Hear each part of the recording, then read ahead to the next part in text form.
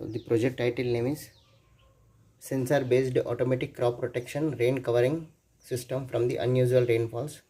So 5 volts power supply board, Arduino Uno R3 board, rain sensor, it is connected to the A0, servo motor 9, it is connected to the PWM technique 9th pin, servo motor to 10th pin PWM technique, so rainfall sensor, and this is amplifier, 5 volts power supply board, Arduino Uno R3, servo SG90 servo motor 1 and SG90 servo motor 2. Okay, so any rain detected,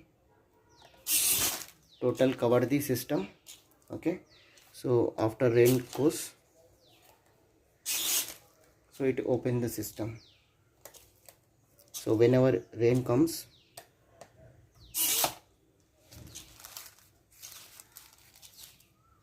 okay, so whenever rain